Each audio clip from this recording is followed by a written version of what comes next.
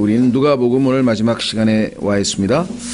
누가복음 이제 예수 그리스도의 부활, 그다음에 이제 오늘 승천하시는 모습이 나와 있는데, 그 승천하시기 직전에 제자들에게 다시 한번 나타나시게 됐는데요. 그 나타나신 가운데 주님께서 아주 그 부활에 대해서 당혹해하고 있고 아직 믿지 못하고 있는 그들에게 직접 자신을 보이시는 장면이 나와 있었습니다. 그래서 엠마오로 가는 제자들에게 한번 또 나타나셨고, 그 다음에 또 그들이 모여 있었던 그 제자들 앞에서 다시 한번 나타났었고, 그리고 주님께서 자신에 대해서 여러 가지를 말씀하셨죠. 그 중에 이제 구약에 예언되어 있던 바로 그 자신이 여러 번에 걸쳐서 말씀을 했었었는데 여전히 믿지 못하고 있는 그들에게 다시 한번 구약에 있었던 것이 성취되어야 한다라고 하는 말씀을 44절에서 다시 한번 확인시켜 주셨죠. 또 그분께서 44절 그들에게 이르시되 내가 여전히 너희와 함께 있었을 때 지금까지 3년 반 동안 쭉 같이 있었는데 너희에게 말한 말들 곧 모세의 율법과 대언자들의 글과 시편에 나에 관하여 기록된 모든 것이 반드시 성취되어야 하리라 한 말들이 이것들이라 하시고, 그래서 구약에 있는 말씀들을 또 예수 그리스도에 관련된 말씀들을 이제 영적으로 눈을 뜨게 해주셔서 깨닫게 하시는 장면이 이제 45절이죠. 그때 그들의 지각을 여사 그들이 성경 기록들을 깨닫게 하시며 또 그들에게 이르시되 이같이 기록되었은즉 이같이 그리스도가 고난을 받고 셋째 날 죽은 자들로부터 일어나는 것이 마땅하며 또 회개와 죄들의 사면이 그의 이름으로 예루살렘에서 시작하여 모든 민족들 가운데 선포되어야 하리니 너희는 이 일들의 증인이라, 이렇게 말씀을 하셨죠. 자, 여기서 우리가 45절에서 다시 한번 확인해 볼 수 있는 것은 예수 그리스도께서 그들의 지각을 여셨다, 이렇게 얘기를 했습니다. 즉 성령님을 통해서 예수 그리스도께서 우리에게 영적인 눈을, 지각을, 여기 이제 지각이란 말은 영어로 이제 understanding인데요. 깨닫게, 우리 이해력이죠. 우리의 이해력. 이게 주님의 능력으로 열려야 영적인 일들은 깨달아지지, 영적인 일들은 우리가 함부로 해석하거나 우리의 어떤 이성이나 또는 경험이나 전통이나 철학이나 그 어떠한 것에 근거해서 함부로 해석해서는 안 된다라고 성경은 말씀을 하셨습니다. 그렇죠? 예, 그래서 이 땅에 있는 모든 것을 해석하시는 분은 하나님이시다. 전도서 8장 1절. 전도서 8장 1절에 보면은 이 땅에 존재하는 모든 사물을 해석할 때에는 성경에 근거해서 해석을 합니다. 그것이 무엇이 됐든 간에 이 세상에서 벌어지는 현상이, 심지어는 창세기 40장에 보면 꿈을 해석할 때에도 성경에 근거해서 해석해야 되겠죠. 예. 의미를 깨닫는 것, 전도서 8장 1절에 사물의 해석에 대한 언급이 이렇게 기록되어 있습니다. 전도서 8장 1절 누가 지혜로운 사람과 같으냐, 누가 사물에 대한 해석을 아느냐. 자, 여기서 사물에 대한 해석이라 그랬죠. 단지 성경 해석만이 아니죠. 이 세상에 있는 모든 것을 해석한다, 이해하도록 설명해준다, 풀어준다, 그 역할을 하시는 분은 하나님이시다. 한번 확인해 보겠습니다. 창세기 41장 16절. 창세기 41장 16절에 요셉이 파라오의 꿈을 해석할 때 46장 11절에 이렇게 말씀을 했습니다. 1장이죠. 41장 16절. 예, 죄송합니다. 46장이라고 제가 말씀드린 것 같으네. 41장.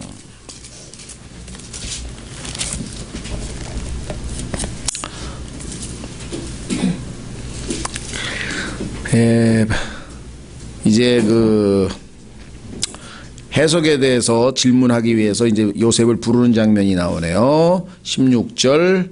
요셉이 파라오에게 응답하이르되 그 일은 내게 있지 아니하니이다. 왜냐하면 15절에 보니까 파라오가 이렇게 질문을 했어요. 파라오가 요셉에게 이르되 내가 한 꿈을 꾸었으나 그것을 능히 해석하는 자가 없는데 내가 너에 관하여 들으니 너는 꿈을 이해하여 능히 해석한다 하는도다. 꿈을 이해하고 해석하는 게 요셉의 능력이 아닌데도 불구하고 겉으로 드러나는 것은 지난번에 두 번의 이 간수들, 감옥에 갇혀 있던 간수들의 꿈을 해석했는데 그 해석대로 그대로 이루어진 것을 보니까 그 얘기를 이제 소문으로 이제 직접 또 들었겠죠. 그러니까 이때 요셉이 바로에게 한 답에 이렇게 되어 있습니다. 16절 그 일은 내게 있지 아니하니이다. 내가 어떻게 그런 걸 할 수 있겠습니까? 하나님께서 파라오에게 화평의 답을 주시리이다 하니라. 이렇게 해서 지금 해석을 할 수 있는 분은 하나님이시다라고 하는 고백을 지금 하고 있죠. 자, 왼쪽으로 한 장 넘기시면 40장 8절에서도 한번 얘기를 했었어요. 40장 8절에서도 40장 8절에서도 그 감옥에 갇혔던 두 사람이 그들이 그에게 이르되 우리가 꿈을 꾸었으나 그것을 해석할 자가 없도다. 해석할 자가 없도다. 하거늘 요셉이 그들에게 이르되 해석은 누구에게 속했다고요? 하나님께 속한 일이 아니니까. 그러니까 나는 하나님께서 도와주시면 내가 해석을 해드리겠습니다. 이렇게 얘기를 했죠. 자, 다니엘서 2장. 다니엘서 2장에 가면 역시 이번에는 느부갓네살이라고 하는 황제가 꾼 꿈을 이제 또 그 술사들이 점성가들이 해석을 못해가지고 절절 매고 이제 목숨이 경각에 달려있는 그 순간에 여러분 다 아시다시피 이제 다니엘을 이제 부르게 됩니다. 다니엘이 하나님께 기도하고 이제 그 꿈의 해석을 하나님으로부터 받죠. 자, 27절 다니엘서 2장 27절 다니엘서 2장 27절 역시 26절서부터 왕이 질문을 합니다. 다니엘서 2장 26절 왕이 벨드사살이라 이름을 가진 다니엘에게 응답하여 이르되 내가 본 꿈과 그것의 해석을 네가 능히 내게 알려줄 수 있느냐 하니 다니엘이 왕 앞에서 대답하여 이르되 왕이 다그쳐 물으신 그 은밀한 일은 지혜자들이나 별을 살피는 자들이나 마술사들이나 점쟁이들이 능히 왕께 보여드릴 수 없는 것이니이다. 그러나 은밀한 일들을 계시하시며 마지막 날들에 있은 일을 느부갓네살 왕에게 알려주시는 한 하나님이 하늘에 계시나이다. 왕의 침상에서 본 왕의 꿈 곧 왕의 머릿속의 환상들은 이러하니이다 하면서 쭉 해석을 다 하고 있는 장면이 나오죠. 그러니까 창세기에서는 하나님이 해석을 하신다. 다니엘서에서는 나중에 보면은 이 다니엘에게는 성령이 계시는 성령이 그 안에 있는 자라라고 하는 말을 이 왕이 하는 것을 보게 되죠. 그래서 우리는 성령께서 또 해석을 하시고 누가복음에서는 예수 그리스도께서 성경을 해석하시고 결국은 삼위일체 하나님이신 분 이외에는 사물에 대해서 꿈에 대해서 성경에 대해서 그 어떠한 것도 해석할 수 없다 이렇게 되어 있죠. 그래서 성경의 예언은 사사로운 해석에서 나온 게 아니라 그랬습니다. 자, 베드로 후서 1장으로 가시면 성경은 사사로운 해석에서 나오는 게 아니고 하나님의 감동을 받은 사람들이 받아서 적은 것이죠.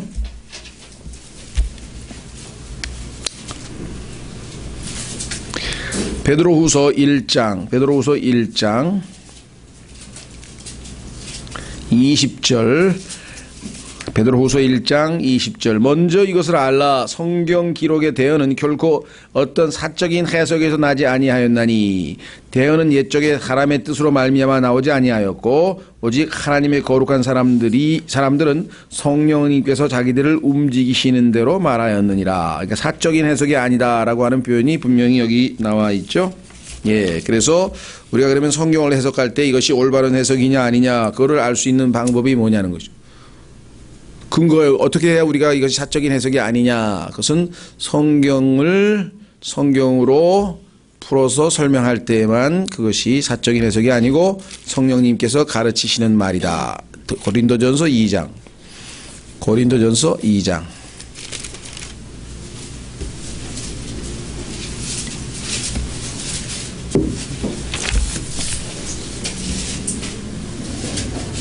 고린도전서 2장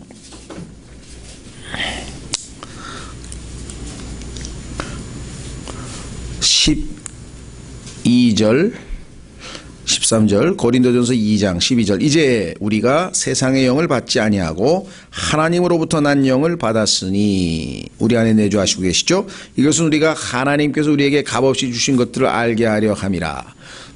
하나님의 말씀을 듣고 하나님의 말씀을 읽고 할 때마다 깨닫게 하시기 위해서 성령께서 지금 우리 안에 와 계신다. 그래서 우리를 모든 진리 가운데로 인도해 주신다라고 요한복음 16장 13절에서 성령께서 오시면 하실 일을 예수님께서 말씀해 주셨었죠. 13절 또한 우리가 그것들을 말하되, 자 그럼 하나님께서 우리에게 주신 값없이 주신 것들을 우리가 말한다. 사도들이 가르친다 이 말이죠. 말을 하는데 사람의 지혜가 가르치는 말로 하지 아니하고 성령님께서 가르치시는 말로 하나니, 사적으로 해석하지 않고 성령님께서 가르치시는 것으로 우리는 말을 한다. 그게 어떤 방법으로 할 때에 그것이 성령님께서 가르치시는 방법이냐.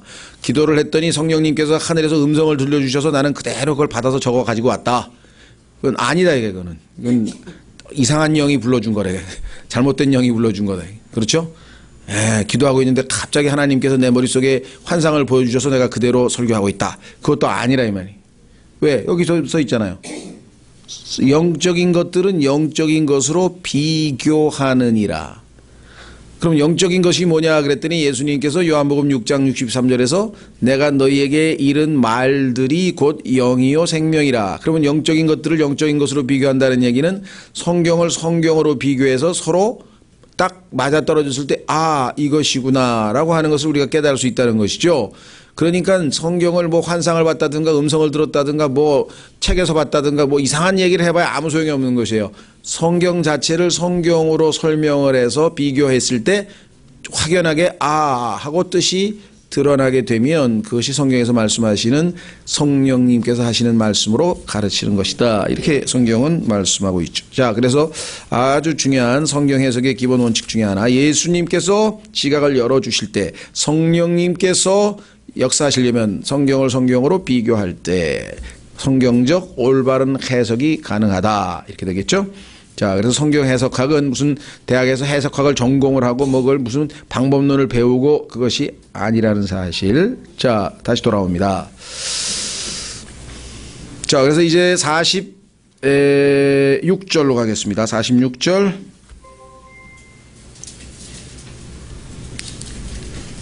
찾으셨죠? 또 그들에게 이르시되 이같이 기록되었은즉 이같이 그리스도가 고난을 받고 셋째 날 죽은 자들로부터 일어나는 것이 마땅하며, 구약에 예언되어 있는 그대로 나는 성취하기 위해서 고난을 당했고, 그렇죠. 이사야서 53장, 시편 22편 등등등등 구약의 예수 그리스도의 고난에 대해서 많이 기록되어 있었고, 그 다음에 죽은 후에 3일 만에 다시 살아나실 것도 말씀하고 계시고, 따라서 구약의 약속대로 성취된 것이다. 자, 그렇다면 이 고난을 받고 죽은 자들로부터 일어나는 것에 대해서는 뭐 복음의 핵심 내용이죠. 고난, 그다음에 죽으심, 그다음에 부활. 물론 고린도전서에는 이제 묻히심, 소위 말하면 땅에 묻히셨다는 것이 이제 복음의 역사적 사건이기 때문에 기록되어 있지만 핵심 내용은 여기 마찬가지로 들어가 있습니다. 47절 또 회개와 죄들의 사면이 그의 이름으로 예루살렘으로부터에서 시작하여 모든 민족들 가운데 선포되어야 하리라. 소위 말하면 이제 마태복음에서는 우리가 뭐 제자 삼는 얘기 또는 뭐 가르치는 얘기에서 그 지상 명령에 대해서 여러 가지 말씀을 하는데, 사실 마태복음보다는 어떤 의미에서는 누가복음이 이방인들을 대상으로 해서 선포하시는 복음이다 보니까 사도 바울의 복음과 더 매치가 잘 되죠. 회개, 그 다음에 죄들의 사면, 이 두 가지는 예수 그리스도의 이름으로 성취되는데, 시작해서 예루살렘, 그 다음에 사마리아, 그 다음에 죄송합니다. 유대, 그 다음에 사마리아, 그 다음에 땅끝. 그래서 사도행전 1장에 보면은 가장 가까운 예루살렘에서부터 시작해서 가장 먼 땅끝에까지 이르러 복음이 증거되고 그 증인이 된다. 그래서 48절에도 너희는 이 일들의 증인이라 이렇게 분명하게 나와 있죠. 예, 그래서 회개. 자, 이걸 놓치면 안 됩니다. 우리가 복음 전할 때 급한 마음에 자꾸 믿으라고 얘기를 먼저 많이 하는데, 성경에는 믿기 전에 반드시 해야 될 선행 조건이 회개입니다. 그렇죠? 그래서 사도 바울도 복음을 전할 때에는 하나님을 향한, 회개라고 하는 것은 돌이키는 거죠. 자기가 자기의 인생 방향을 정하고 자기가 가다가 그것이 잘못된 길이요 잘못된 방향이라는 것을 알고 돌이켜서 하나님 쪽으로 돌아오는 것, 그리고 이제 하나님께서 우리를 위하여 예수 그리스도를 통하여 이룩해 놓으신 것을 믿는 거니까 예수님을 향한 믿음, 이 두 가지가 사도 바울이 믿지 않는 사람들에게 복음을 전한 두 가지 내용이었다라고 써 있죠. 한번 확인해 보겠습니다. 사도행전 20장. 사도행전 20장.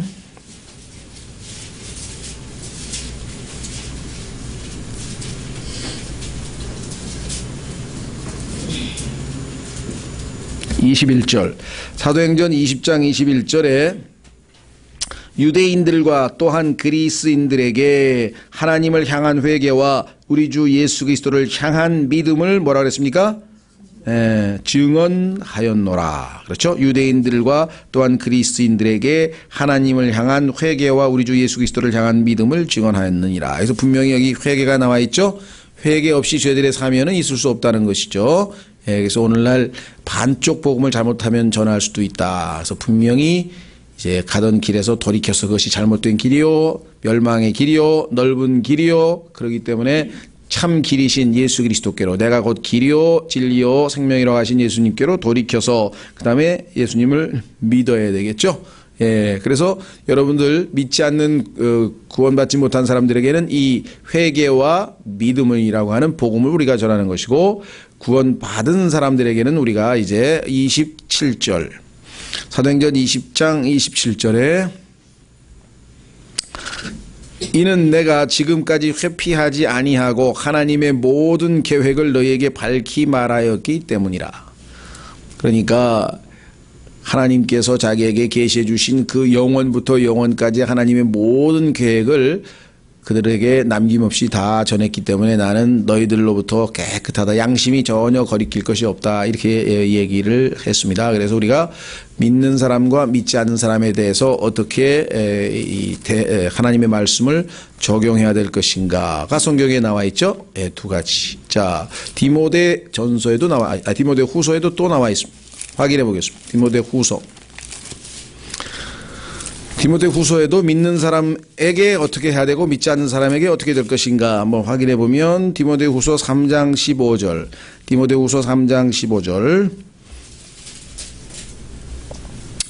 또 어린아이 때부터 네가 거룩한 성경 기록들을 알았나니 그것들은 능히 너를 지혜롭게 하여 그리스도 예수님 안에 있는 믿음을 통해 구원에게 이르게 하느니라. 하나님의 말씀으로 거듭나서 구원에 이르게, 하나님의 말씀을 믿음으로 구원에 이르게 하는 것이 이제 성경이 기록된 목적 중에 하나고요. 이거는 이제 아직 구원을 받지 못한 사람들에게 역사하는 거겠죠. 그렇죠. 말씀의 씨앗이 땅에 떨어져서 그 말씀이 열매를 맺으면 그게 구원이죠. 그런데 두 번째 16절에는요, 이제 구원받은 그리스도인들에게는 그럼 성경이 어떤 기능을, 어떤 목적으로 기록되어 있는가? 모든 성경 기록은 하나님의 영감으로 주신 것으로 교리라고 하는 것은 특정한 주제에 대한 진리라 그랬어요. 예를 종말에 관한 교리, 진리, 그러면 그걸 종말교리라 그러고, 종말론이란 말을 쓰죠.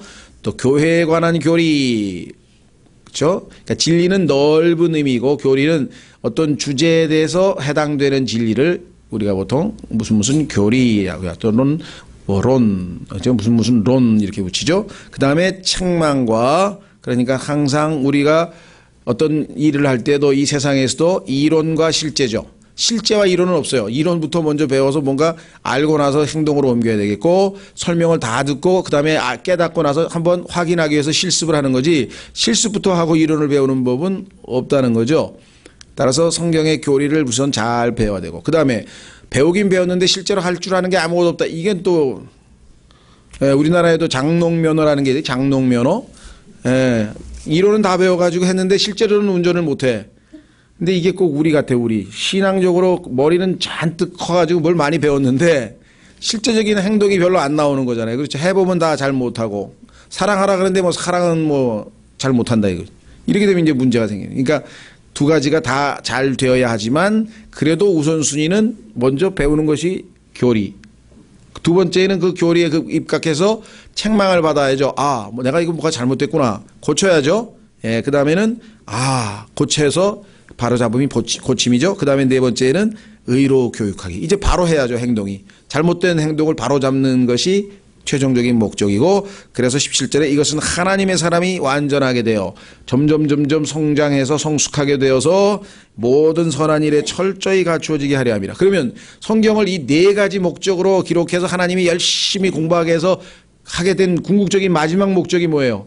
예수님처럼 선한 일을, 남에게, 다른 사람에게 유익을 주는 일을, 나로 인해서 다른 사람이 좋아지게, 더 좋아지게 만드는 역할을 제가 해야 된다는 거죠.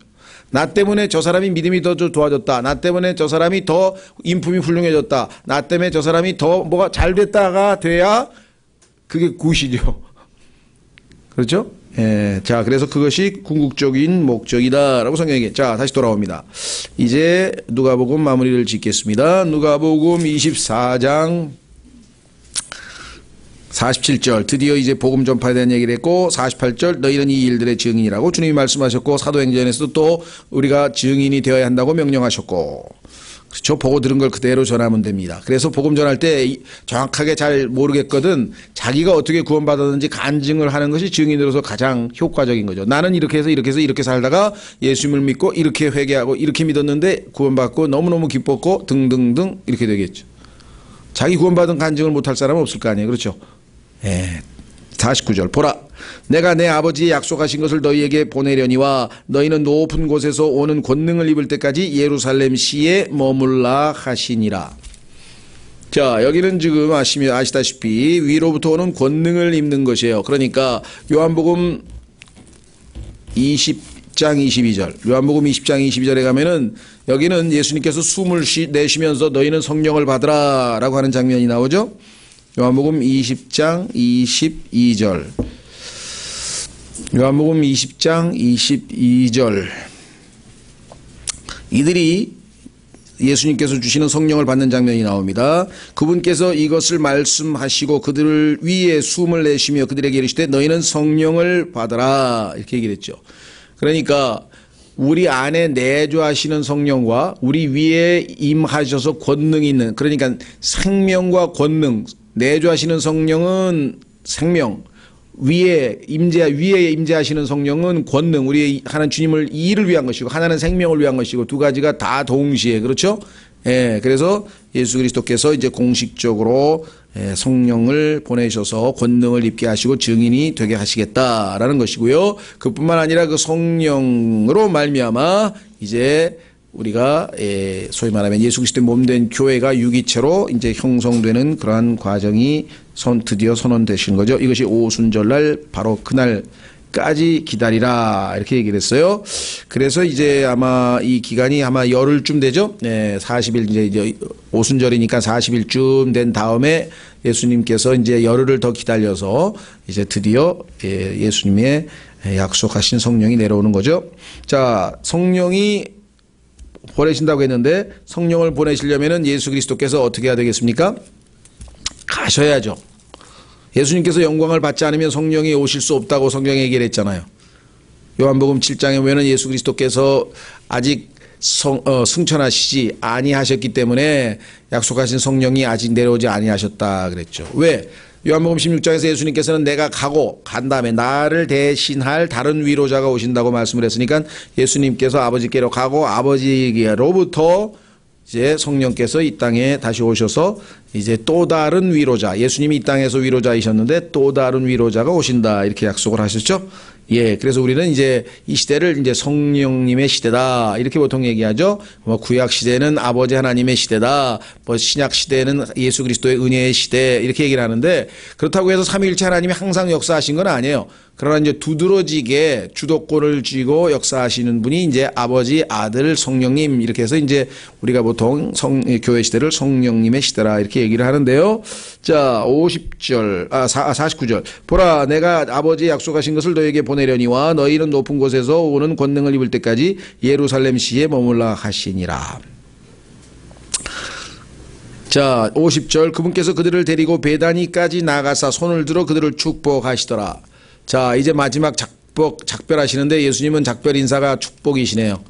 이 지상에 남아있는 자기의 몸, 예수님은 머리인데 머리 되신 분께서 이제 몸과 헤어지는 장면에서 복을 이제 빌고 가시는데, 그렇죠? 베다니까지 나갔다. 이게 아주 심상치 않은 것 같아요. 왜? 베다니라고 하는 장소는 어떤 장소였습니까? 여러분들 아마 혹시 기억하시는지 모르겠는데 요한복음 12장으로 가보십시오. 요한복음 12장. 요한복음 12장으로 가면은 이 베단이라고 하는 장소는 특별한 장소였죠. 예수 그리스도께서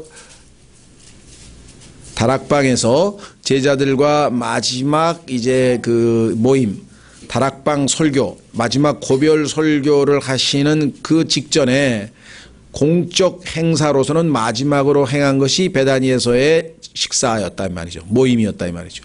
그 다음부터는 예수님은 공적 행사가 없이 이제 제자들과 은밀하게 이제 13장서부터 17장까지 마지막 회합을 갖고 나머지 이제 죽으시고 승천하시고 부활하시고 승천하시는 공개적인 것은 뒤에 나온. 자, 그래서 요한복음 12장 1절에 보면은 베단이라는 곳에 예수님이 가신 것이 나오죠. 그 뒤에 예수님께서 유월절 엿새 전에, 그러니까 십자가에 돌아가시기 전 엿새 전에 베단이 이르셨는데 거기에는 이미 죽었던 나사로 곧 그 분께서 죽은 자들로부터 살리신 자가 있더라. 자, 그래서 이 베다니는 왜 중요하다고 얘기를 했습니까?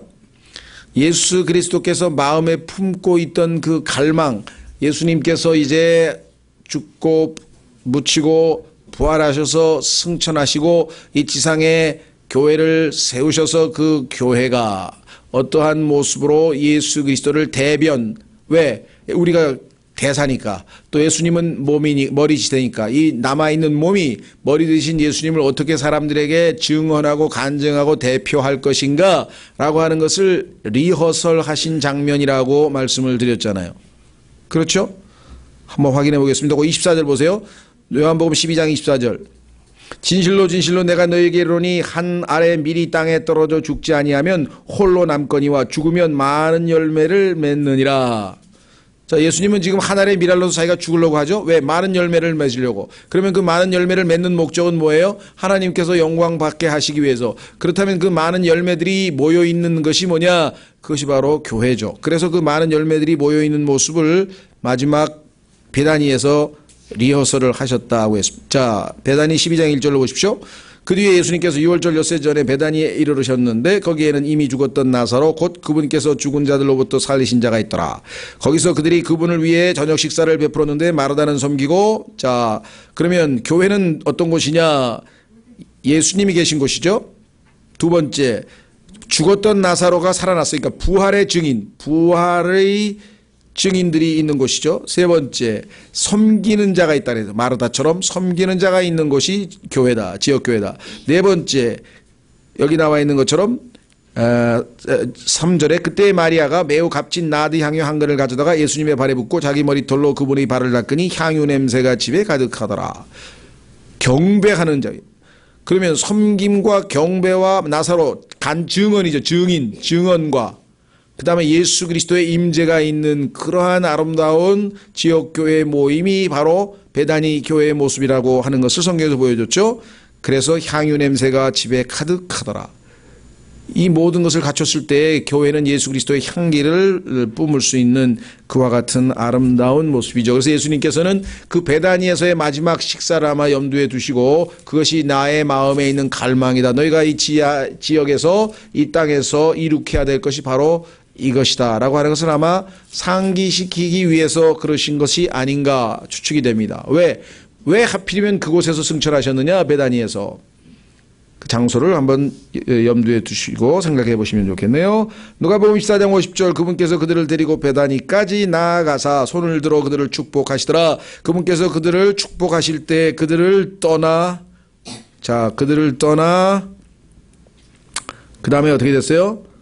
위로 올려져서 예수님께서는 아직도 인간이신 예수 그리스도시죠. 누가복음에서는. 그래서 지금 이제 스스로 올라갔다고 표현 안 되어 있고 다른 성경에는 요한복음에는 그분이 하나님이시기 때문에 자기 스스로 올라갔다고 하는 ascend라고 하는 단어가 쓰였는데 여기는 이제 carried up 이렇게 되어 있죠. 올려져서 그 다음에 하늘로 들어가시니라. 하나님께서 예수 그리스도를 이제 데리고 가셨는데 그 순간 어떻게 됐겠어요? 그들이 경배했죠. 그들이 그분께 경배하고 크게 기뻐하며 예루살렘으로 돌아가. 자, 그러니까 마지막 작별은 축복과 경배로 마무리가 됐습니다. 그렇죠? 예수 그리스도의 이별은 예수님께서 축복하시고 그분은 하늘로 가시고 남아있는 사람들은 경배하고 그랬죠? 그래서 우리도 매주 주님을 경배하기 위해서 영과 진리로 경배하기 위해서 우리가 모여서 예배를 드리는 것이죠. 그뿐 아니라 크게 기뻐하고 예루살렘으로 돌아가. 왜 돌아갔습니까? 아까 49절에 예루살렘에 가서 성령이 보낼 때까지 권능을 입을 때까지 기다리라고 명하셨으니까 그 명령에 순종하기 위해서 지금 돌아갔죠. 그래서 다락방에서 열흘간 기다린 것이죠. 자, 그 다음에 53절 계속해서 성전에 있으면서 주님께서 보내실 때까지 하나님을 찬양하고 찬송하니라. 자, 여기 보시면 몇 가지를 우리가 주목해 볼 게 있는데요. 그것은 뭐냐면 개역 성경을 비롯해서 영어의 대다수의 성경에서 이 구절을 다 삭제시켰어요. 어디를 삭제시켰냐면은 예를 들면 그분께서 그들을 축복하시더라. 그러니까 그들을 떠나 위로 올려줘서 하늘로 들어갔다는 말을 삭제하거나 아니면 괄호 안에 집어넣고 다른 사본에는 없음 뭐 이런 식으로 써놓고요. 그 다음에 52절 그들이 그분께 예수님께 경배했다는 얘기는 그분이 하나님이라는 뜻인데 그렇죠? 그 경배했다는 말도 또 삭제시키거나 이렇게 가로 안에 집어넣고 의심스럽다는 듯이 다른 사본에는 없다 이렇게 해놨고요. 그 다음에 53절에서 찬양하고 찬송하니라 그랬는데 찬송하니라 하나만 해놓고 praising 이 단어 하나를 또 삭제시키고요. 그러니까 예수 그리스도의 승천하는 그 모습에서 성경을 거의 그냥 절반을 잘라먹은 거예요. 왜? 그 부활하신 예수 그리스도께서 승천하셔서 경배받으셔야 될 참 하나님이라는 사실을 지금 믿고 싶지 않은 거겠죠.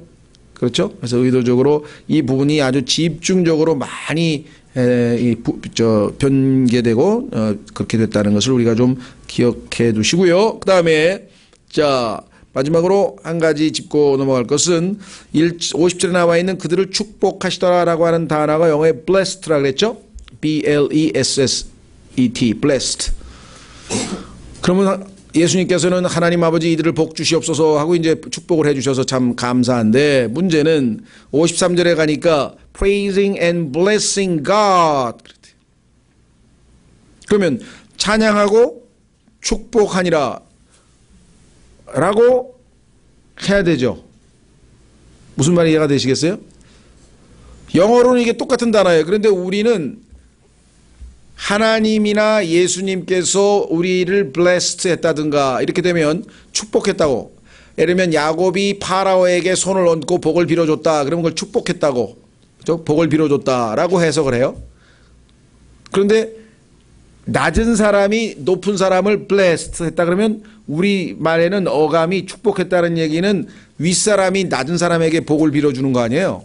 그러다 보니까 이것을 직역할 수가 없는 거예요. 그래서 이것을 이제 찬송하니라 할 수 없이 이제 이렇게 대안을 마련할 수밖에 없었는데 사실은 의미를 따지면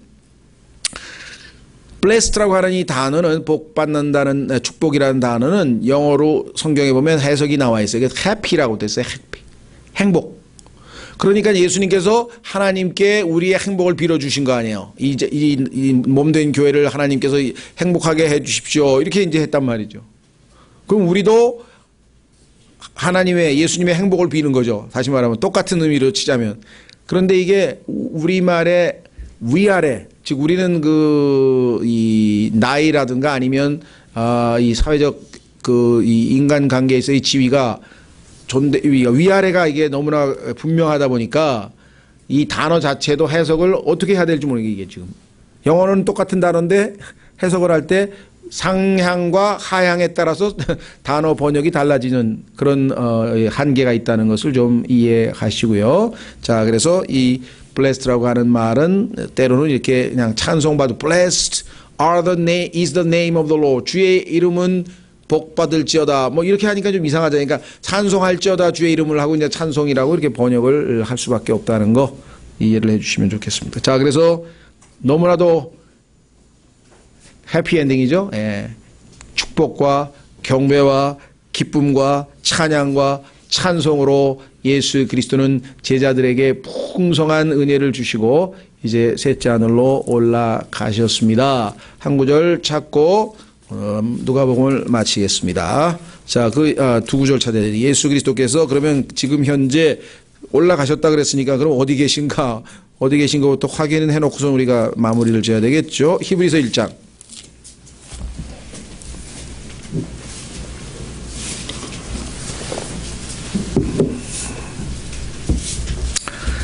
히브리서 1장 1절. 히브리서 1장 1절. 지나간 때에는 여러 시대에 다양한 방식으로 대언자들을 통하여 조상들에게 말씀하신 하나님께서, 자, 하나님께서 창세기 때부터 시작해가지고 예수 그리스도께서 오실 때까지 다양한 방식으로 선지자, 대언자도 사용하시고 제사장도 사용하시고 때로는 꿈도 사용하시고 환상도 사용하시고 때로는 막 직접 나타나서 저 롯과는 또 아브라함과는 대화도 나누시고 뭐 다양한 방식으로 자신을 나타내셨죠. 그렇죠? 그러니까 하나님께서는요, 이처럼 자신을 인간에게 계시 알려주시는 거예요. 왜? 하나님을 아는 것이 참 복이거든. 그러니까 하나님이 어떠하신 분이심을 알려주시기 위해서 다양한 방식으로 구약에서는 하셨는데, 하나님께서 마지막 때에 드디어 아예 육체를 입고 이 땅에 오셨어요. 아들로서. 그래서 2절 써있죠. 이 마지막 날들에는 자신의 아들을 통하여 우리에게 말씀하셨으며, 직접 예수님이 오셔서 말씀하셨죠. 그분을 모든 것의 상속자로 정하시고 예수님을, 그 다음에 또 그분으로 말미암아 세상들을 만드셨느니라. 그러니까 예수님은 창조주 하나님이셨는데 이 땅에 보내신 것이죠. 자, 세상들을 지으셨느니라. 세상들이 왜 세상들이 됩니까? 여러분들이 개분 있다라는 책 혹시 읽었다거나 공부했다면은 세상이 지금 한계가 아니죠. 지금 우리가 살고 있는 이 현 세상, 그 다음에 그 전에 있던 세상, 창세기 1장 1절과 2절, 그 다음에 3절서부터 있게 된 지금 현 세상. 성경에서는 철저하게 이 창세기 1장 1절과 2절이 옛 세상이고 그때 있던 세상이라고 베드로 후서에도 나와 있고 곳곳에 나와 있어요. 히브리서 11장에도 세상들을 하고 세상이 복수로 나와요. 현재 여러분과 제가 살고 있는 이 세상 6천년 역사가로 알고 있는 이 6천년 세상은 이 세상이고, 그 전에 있던 세상이 또 얼마나 된 역사를 가지고 있는지 모르는 세상이 있다라는 사실을 성경에서 말씀하고 있죠. 자, 3절. 하나님의 영광의 광채시요 그분 자체의 정확한 정상이시며 자신의 권능의 말씀으로 모든 것을 떠받치시는 이 아들께서는, 이 어마어마한 분께서 인간의 몸을 입고 이 땅에 오셨는데, 지금 현재 이 모든 우주의 질서가, 우주의 운행이 질서정연하게 이어지는 것, 여러분과 제가 숨을 쉬고, 그렇죠? 생명의 그 현상이 일어나서 햇빛을 받아서 곡식과 나뭇잎이, 나무가 광합성을 하고 열매가 맺고, 이 모든 것들을 주관하시는 분이 아들이라고 여기 써 있네요. 자신의 권능의 말씀으로 모든 것을 떠받치시는 이 아들께서는, 이 아들이, 이 엄청난 아들이 무슨 일을 하셨는가? 친히 우리의 죄들을 정결하게 하신 뒤에 무엇으로? 자신의 보배로운 피를 흘려서 친히 우리 죄들을 정결하게 하신 뒤에 높은 곳에 계신 존엄하신 분의 오른편에 앉으셨느니라. 누가복음 끝부분이 일로 연결이 되는군요. 올라가셨죠? 네, 올라가셔서 지금 어디 계시냐 그랬더니 지금 여기 앉아 계신다고 분명하게 나와 있죠. 예, 그러면 이 앉아 계신 분께서 무슨 역할을 하고 계시는가? 놀라운 사실은요, 사도행전 7장에서 한번 일어나셨었어요. 앉으셨다가. 그것도 이제 재미있는 테마인데, 스데반이 보니까 예수님께서 하나님 우편에 서 계셨다고, 분명히 히브리서에는 앉으셨다 그랬는데 왜 또 서 계셨을까? 그게 또 우리에게는 궁금하죠. 뭔가 이유가 있으니까. 그걸 지금 얘기할 수는 없고. 그러니까 성경은 꼼꼼하게 보면은요. 자, 그런데 마지막 구절은 뭐냐면, 지금 여기 앉으셔서 무관심하게, 그래, 이제 내 할 일은 다 마쳤으니까 아래에 있는 자들 너희들끼리 이제 잘 해봐라 하고 그냥 세상적인 말로 두 다리 쭉 뻗고 그냥 쉬고 계신 거냐? 전혀 그게 아니라는 것이죠. 전혀 그게 아니라고 성경에 말씀하고 있습니다. 마가복음에는 지금도 우리 안에서 역사하셔서 우리와 함께 복음을 전하고 일하고 계시고, 뿐만 아니라 우리가 이 땅에서 무슨 일을 할 때마다 지켜보고 계시는데요. 자, 요한일서 죄송합니다. 요한일서 2장 1절. 요한일서 2장 1절. 여기 마치고 오고 하고 마치겠습니다. 요한일서 2장 1절. 나의 어린 자녀들아, 내가 이것들을 너희에게 쓰는 것은 너희가 죄를 짓지 아니하게 하려 함이라. 자, 죄를 짓지 않게 하기 위해서 요한일서를 썼는데, 요한일서의 핵심은 뭐냐? 하나님과의 교제야. 하나님과 교제가 올바른 가운데, 즉 빛 가운데, 너희가 어둠이 아니라 빛 가운데서 하나님과 올바른 교제만 하고 있다면 절대로 죄를 지을 리가 없어. 그런데 너희가 자주 빛 가운데 있지 아니하고 어둠 가운데 도시 있게 되니 그때는 어떻게 되느냐? 여기 나와 있죠. 3절, 셋째 줄. 만일 누가 죄를 지을지라도 우리에게 아버지와 함께 계신 변호자가 계시니. 그러면 예수님께서 지금 하나님 보좌 우편에 앉아 계신다고 히브리서 1장 3에 말씀하셨는데, 그분은 지금 우리의 advocate, 변호자가 되셔서 지금 앉아 계시는 거구나. 곧 의로우신 분 예수 그리스도시니라. 그렇죠? 그래서 이분이 지금 히브리서 4장에서 뭐라고 얘기했습니까? 히브리서 4장 15절에서 늘 자주 보시는 우리의 대제사장으로 계시면서 우리가 하나님 앞에 나아갈 때마다 우리를 변호자로 대해주시고 우리의 모든 그 고통과 고난의 느낌마저도 다 아셔서 우리를 긍휼을 베푸시고 필요할 때 돕는 은혜를 주시는 하나님 은혜의 왕자에 계신 예수 그리스도. 그렇죠? 그러니까 누가복음이 결코 거기서 예수님 올라갔구나 끝났구나가 아니라 바로 히브리서로 연결이 되고 바로 요한일서로 연결되고 바로 히브리서 4장으로 연결이 되고 지금 현재 우리를 위해서 중재자로, 그렇죠? 미디에이터, 중보자로, 인터세서, 중재자이면서 중보는 이제 기도가 포함됐대요. 그렇죠? 미디에이터는 하나님과 우리 사이에 중간에 서 계신 분이 한 분 예수 그리스도라고 디모데전서 2장 5절에 말했고, 중보, 이거는 우리를 위해서 기도하시는 분이기 때문에 중보 기도자로서의 로마서 8장에 중보하시는 분이 예수님이시고, 그뿐만 아니라 우리가 죄를 구하면 우리를 위해서 검사인 마귀가 accuser, 고소해도 예수님께서 우리를 변호해서 승률 100%. 마귀가 예수님을 여태까지 사건 수임해서 단 한 번도 이겨본 적이 없어요. 예수님께서 항상 100% 승률을 자랑하는 위대한 변호자로 우리에게 계신다. 그것이 지금 우리가 알아야 될 예수 그리스도시죠. 예. 그래서 자, 다음 시간에는요, 다음 주부터는 이제 요한복음을 공부하려고 하는데, 이제껏 누가복음에서는 한쪽만 봤어요. 예수님의 인간이신 예수 그리스도를 봤다면 요한복음은 이제 하나님이신 예수 그리스도를 봐야 이게 균형 잡히게 되겠습니다. 그래서 요한복음, 누가복음도 두 번째고, 이번에 요한복음은 지난번에는 신학원에서만 특별한 몇몇 학생들만 대상으로 했는데, 우리가 수요 기도회를 통해서 다시 한번 요한복음을 내년 1년 동안 아마 다음 주부터 바로 하겠습니다. 수요 기도회는 요한복음으로 이어지겠습니다. 이 시간에 오늘 주신 말씀 통해서 누가복음을 통해서 더 깊이 있게 우리 주 예수 그리스도, 특별히 인간으로서 이 땅에서 우리의 본이 되시는 예수 그리스도를 우리가 제대로 본받을 수 있는 그러한 그리스도인이 되도록 잠깐 기도하고 이제 흩어져서 기도하겠습니다.